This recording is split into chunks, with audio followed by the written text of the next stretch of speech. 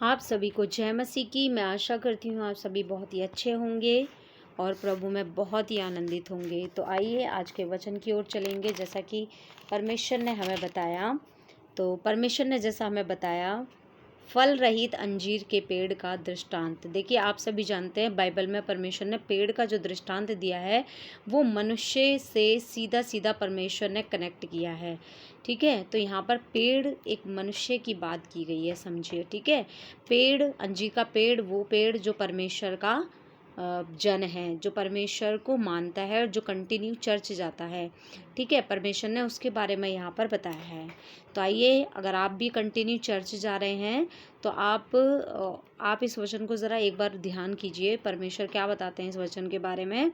फिर उसने ये दृष्टांत भी कहा कि किसी की अंगूर की बारी में एक अंजीर का पेड़ लगा हुआ था और वह उसमें फल ढूंढने आया परंतु ना पाया।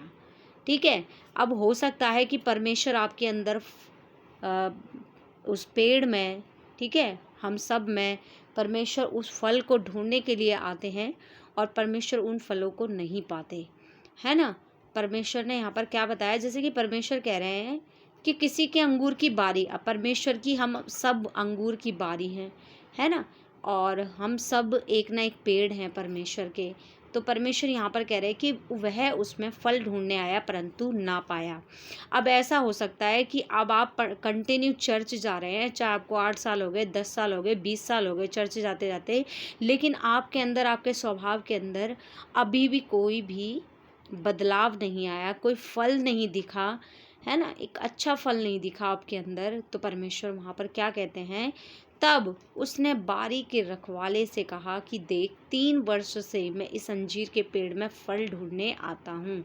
इस पेड़ को कितने साल हुए? 3 साल। परमेश्वर कह रहे हैं 3 साल से मैं इस अंजीर के पेड़ में फल ढूंढने के लिए आता हूँ परंतु नहीं पाता। परमेश्वर ने कहा कि इसे काट डाल, कि ये भूमि को भी क्यों रोके हुए है। देखिए, परमेश्वर को कितना गुस्सा है यहाँ पर कि 3 साल इस पेड़ को यहाँ पर हो गए खड़े खड़े, लेकिन 3 साल से इसके अंदर एक भी फल नहीं लगा। तो परमेश्वर को गुस्सा आता है। देखिए, अगर आपको 8 साल हो गए, 4 साल हो गए, 5 साल हो गए, लेकिन आपके अंदर अभी भी कोई बदलाव नहीं आया, जैसा आपका स्वभाव पहले था वैसा ही अब है। कह लो कि जैसे कि आप पहले भी व्यभिचार में थे और आप आज भी व्यभिचार में हैं, पहले भी आप पैसे के पीछे भागते थे और आज भी भागते हैं, पहले भी आप पापों में थे, अब भी आप पापों में हैं, पहले भी आप लोगों से जलन रखते थे, कड़वाहट रखते थे, गुनाहों में थे। तो आज भी अगर आप ऐसा ही करते हैं, पहले आप लोगों को माफ़ नहीं कर पाते थे, अब भी आप माफ़ नहीं कर पाते, तो मसीह में आने के बाद भी अगर आपके अंदर ये सारी चीज़ें हैं, तो परमेश्वर कह रहे हैं कि ऐसी पेड़ को काट डाल, कि ये भूमि को भी क्यों रोके रहा है।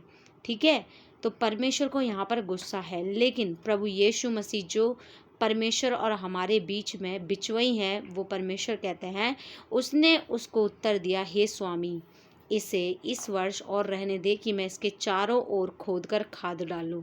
है ना, अब वो खाद क्या है? पवित्र आत्मा, प्रेम, लव, परमेश्वर प्रभु यीशु मसीह की प्रार्थना।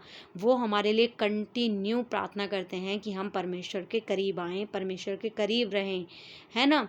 तो वो हमारे लिए हमेशा प्रार्थना करते रहते हैं और वो परमेश्वर फिर यहाँ पर कह रहे हैं कि परमेश्वर इसको यहाँ पर फिर रहने दे, इसको मत काट डाल, मैं इसको फिर से खोद खोद कर इसके चारों ओर मैं इसके खाद डालूंगा।